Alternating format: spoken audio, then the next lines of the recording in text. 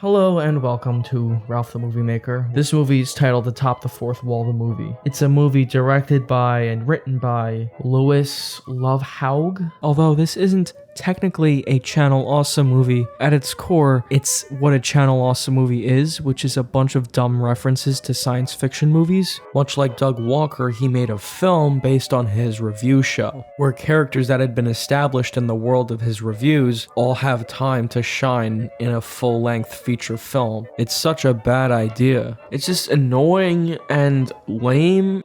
You're here to kill me.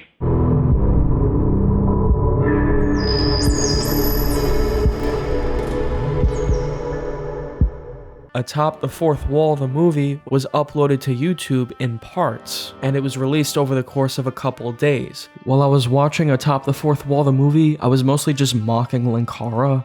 You're alive. You're alive. There's a theme song at the opening of this movie. Imagine just shouting Linkara over and over again. That's the song. It's just Linkara. The art design is atrocious. They show the poster for the movie in the opening credits, and instead of any kind of studio logos at the beginning, it is just the logo for Atop the Fourth Wall. All of those To Boldly Flee people are in the movie. This guy was in To Boldly Flee. Spoonie, Nostalgia Critic. Most of these characters didn't need to be in the movie. They didn't serve much of a function in the story. A lot of them are just cameos for the fans of those Channel Awesome movies. From the Kyle Estes? Everyone says Kyle Estes differently. Like Doug in this scene says it differently. The spaceship Kyle Estes. Good job, Doug. For now, let's focus on Linkara's acting. This is that because I saved the world from the entity. Me! Because I'm awesome! I've edited together an acting compilation. Won't be the last time either. Now go away! We are never going to be friends. You are the best friend ever! I am drunk because I am awesome! His fake drunk is terrible. You guys ever stop and ask yourselves, how did I get here? Look, Linkara, what are we doing here? What am I still doing here? This is pretty depressing. What do I have going for me that makes me want to see my next birthday? He goes to a bar, hangs out with his friend, and then the following night he goes to the exact same bar and hangs out with his friend. It looks like the same scene. They didn't change anything at all. They probably shot it on the same day. What is the story being told here? What are these horrible jokes? I hear you're letting your fans vote on what to name the craft. Yeah, they're going for Vigilant, though I think I'm gonna go with Comicron instead. Defying what the people voted for.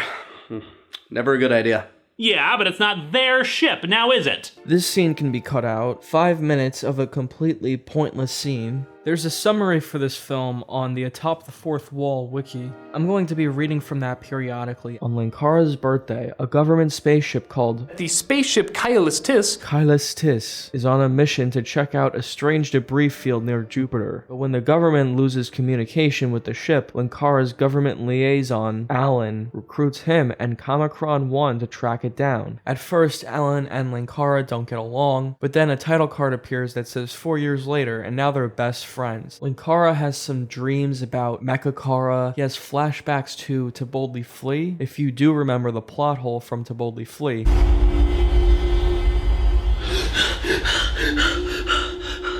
He talks to some robot chicken thing in the kitchen. Before recording his video, he starts drinking. Yep. Again, Linkara has flashbacks and he just stops recording the video. He has to leave. Dude, didn't we have to, film the episode? No, I need to go take care of something. Stay here. It's where I always am. He's always standing in the corner of Linkara's room. I can't even tell if that was supposed to be the joke. Then Linkara goes back to the bar, and it's Doug Walker playing the Ask That Guy with the Glasses character, who's the bartender. We are 13 minutes into the movie, and Doug Walker has made 2 cameos. Has anyone ever told you you look exactly like the Nostalgia Critic? About 30 times a day. Anyone ever told you you look like Harvey Feinboyce? The acting in this movie is just so terrible. That's nice, Alan, but I'm a little uncomfortable with an agent of the United States government stepping on board a ship that said government would like to take away from me. Cut to the scene of these random crew members aboard the Kyle Estes. Linkara called his friends to help him out. Linkara asks him, "Where's Nostalgia Critic?" And they say Nostalgia Critic is being traumatized by the Garbage Pail Kids movie. Linkara gets a phone call. That's a weird shot. His ringtone is the Atop the Fourth Wall theme song. Alan, I guess he's in his office in the FBI building, and this random dude just comes in the room. Sir? Is there any word? No, sir. The editing is terrible, and what is even going on here? Yes, sir.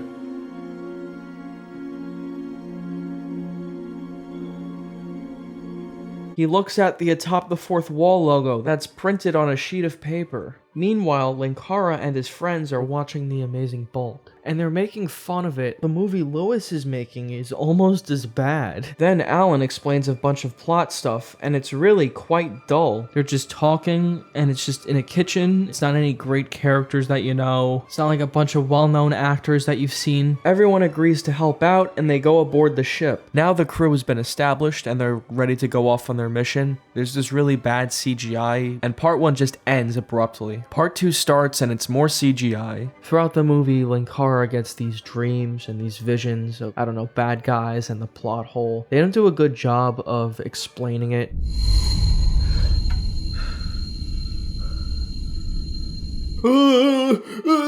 Why does the story have to be so complicated? Why is the movie feature length? Scenes just go on for too long. Cram in all this camaraderie between the characters and it just doesn't work. Atop the Fourth Wall, the movie, is a desperate attempt to be funny and appease the fans of Atop the Fourth Wall, when really it just should have been another episode of that kind of show. Apparently he just reviews comic books, which is okay. You could just keep doing that. But trying to make a feature-length science fiction movie that's a parody of Star Trek 2 is a waste of everyone's time and effort and money. There is no reason for this movie to exist. The plot is so thin. I don't know, there's something nagging at the back of my head. Maybe I'm finally just realizing now how not normal my life is. How not normal. For crying out loud, I own a magic gun! Why do you do what you do? Because I believe in this country and the ideals it stands for. Sure, it doesn't always live up to those standards, but I believe in helping out as many people as I can. Look, Linkara, what are we doing here? What am I still doing here?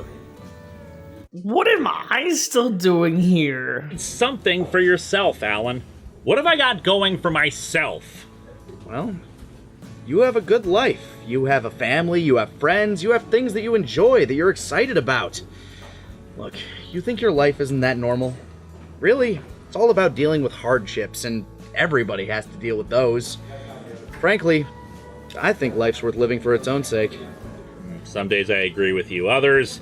Others, I don't know.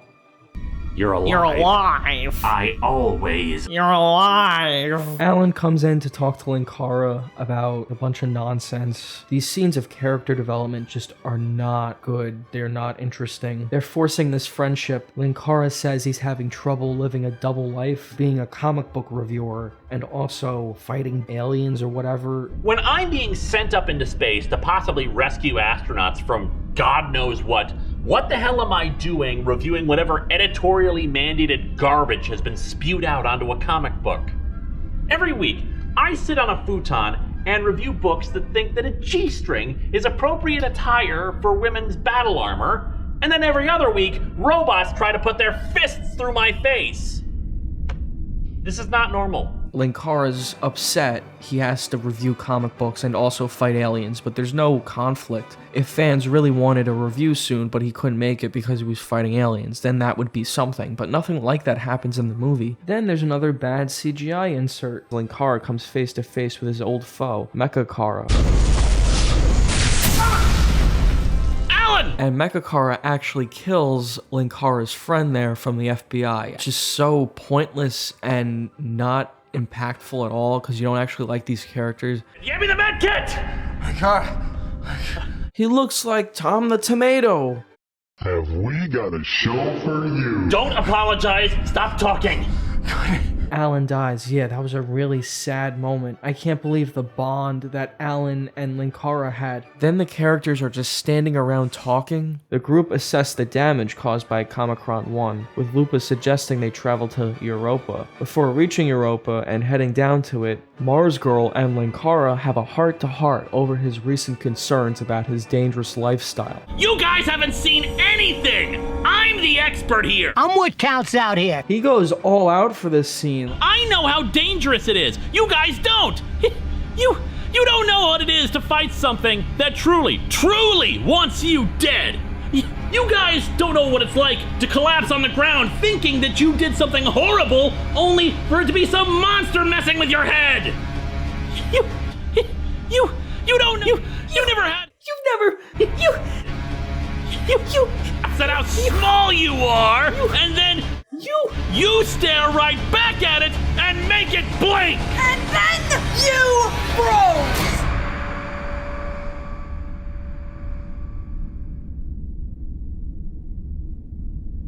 One of the worst scenes of just the many pointless and random scenes that just didn't move the story along was this discussion of God. There is something better for all of us out there. Nash expresses his fears to Harvey over nearly being killed and waxes philosophic with him about the existence of God. We almost really died, and I'm not okay with that. No one is. Not really, anyway. No one truly wants to die. Yet another scene that is pointless. In this one conversation, they cover the meaning of life, God, mortality. Do you believe in God? How do you mean? You know, God. Big guy up in the sky, long white beard, created the universe. God. I need to stop recording this review and take a moment to scrutinize the potential of my life.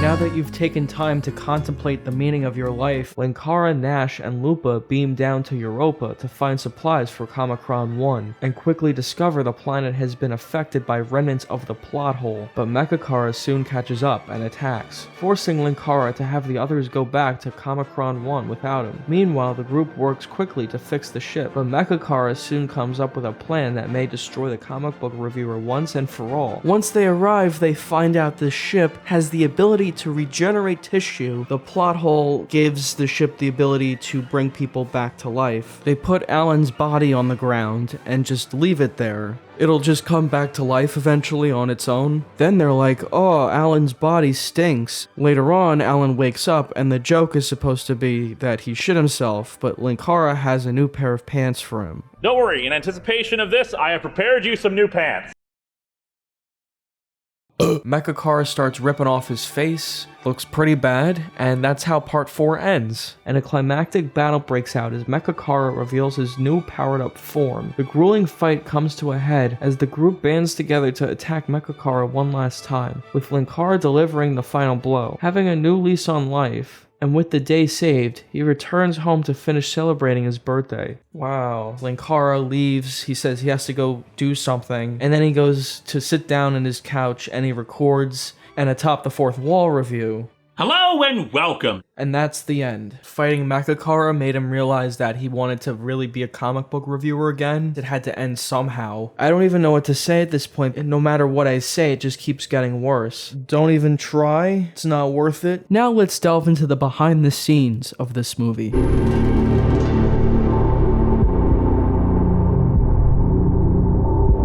Louis Lovehog basically made this movie on his own. He's a reviewer. He worked for Channel Awesome. He appeared in many of their videos. He, of course, has starring roles in many of the Channel Awesome movies. Tell me, what's Mechacara? It's my psychotic robot double. How does my theme song go? The production of To Boldly Flee was incredibly grueling for the crew. to the point where many of the reviewers left the site and the company after that. When it comes to Atop the Fourth Wall movie, there's no stories about people being dehydrated or hungry. There's nothing you actually see in the film itself that seems that strenuous on the crew or the cast. They're all on sets and sitting in studios, and they're not doing anything very physically demanding. But at the end of the day, this just doesn't matter when you're actually watching the movie itself. Atop the Fourth Wall, the movie, is a chore to watch, even if you know that no one was in pain making the movie.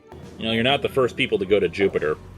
Well, we're the first not to be backed by an evil organization at the very least. Oh no, just the US government. Nothing evil there. This is what Linkara has to say about the Atop the Fourth Wall movie. During production, as my assistant director and I worked to reduce costs of our budget, I realized that the studio space we needed could be made available by using the Channel Awesome studio. He wants to use that studio Doug Walker uses to make Pop Quiz Hot Shot and Demo Reel. Doug said himself in a video that he would allow people to make their own productions in his studio. We're gonna open up this place to other productions. According to Linkara, I brought this information and my request to Mike Machode and Rob Walker. Chode flat out refused it. It would interrupt with the production of the Nostalgia Critic. Someone would need to be there to supervise them, like they're preschoolers. While production of the Nostalgia Critic could have been impacted, we would have been happy to spend some money to rent the space and make up for the lost revenue. In addition, not every Nostalgia Critic episode requires the use of the studio space. Doug had done Nostalgia Critic for 5 years before without the use of a studio and could simply film somewhere else in a manner that would not interrupt his video production. The idea that we would need to be supervised is insulting. We are all grown adults. It conveyed an idea that we are untrustworthy and could not act responsibly. The studio we ended up renting did not need to supervise us. To be fair, it is entirely likely that using the studio would not have been a viable solution anyway. The fact that Chode was not even willing to humor the idea or discuss it any further demonstrated an unwillingness to work with us, compromise, or negotiate to make things easier. I can't help but feel bad for Linkara. They didn't actually give Lois the resources he needed to make the movie. Okay, whatever. You know the way out. If you were to watch this movie side by side with To Boldly Flee, you wouldn't be able to tell the difference, really. Both films were shot on camcorders and look really cheap. I am a moon! There are a lot of spaceship shots in this movie to showcase the visual effects that are apparently so great. This is some fucking epic shit.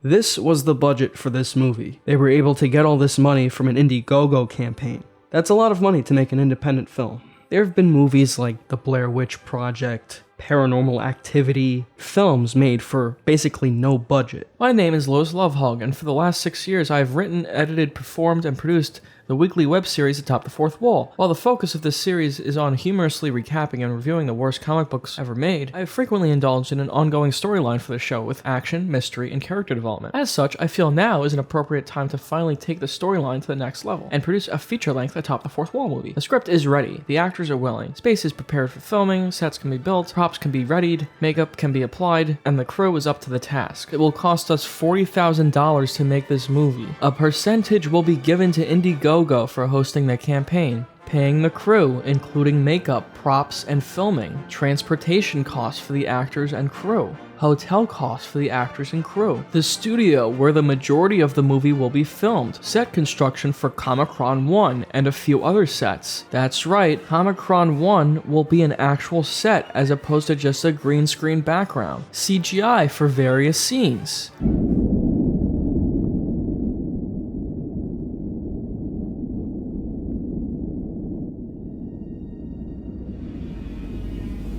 Music.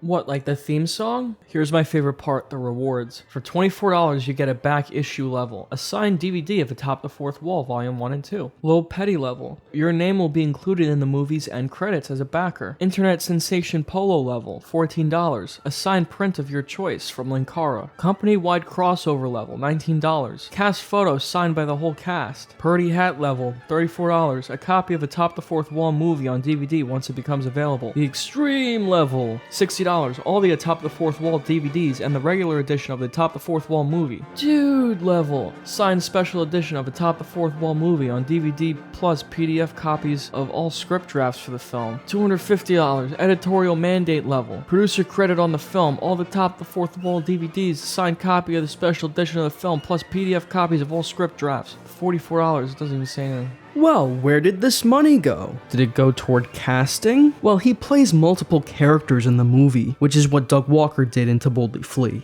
Had a gnarly idea about how I could redirect power from the sensors to the guns! I believe you're all familiar with 90s Kid. Guns! This is the science station. That's a piece of paper with a light behind it. I really don't know where this money went. It honestly seems like a total waste. They could have saved some money perhaps by using the Channel Awesome studio instead of that one they ended up using. In conclusion, Atop the Fourth Wall the movie was a waste of everyone's time, money, and effort. That's all I have to say about Atop the Fourth Wall the movie. It was not an enjoyable experience. It was pretty bad. Anyway, thanks for watching my video. I hope you had an enjoyable experience watching that. I appreciate you watching my videos. I hope you enjoyed this coverage of Channel Awesome. I might figure out a way to do more, but this is one I wanted to do. I wanted to make sure it came out really good, and I think it did. I'm pretty happy with how this all turned out. Yeah, the Channel Awesome bit is great. After that, things are kind of up in the air. I don't know. I don't have anything planned out. I usually do, but now I guess I'm out of ideas at this point, so I'm just kind of waiting to see what comes out. I have some things in the works I'm gonna do. I definitely wanted to get this done. I have a Scorch video that's done. It's been on Patreon for a long time. I might just make that public eventually. We'll see. If people are in the demand for more Scorch's PFG TV content, I think that stuff is really funny. Thanks for watching again, and I hope to see you around soon.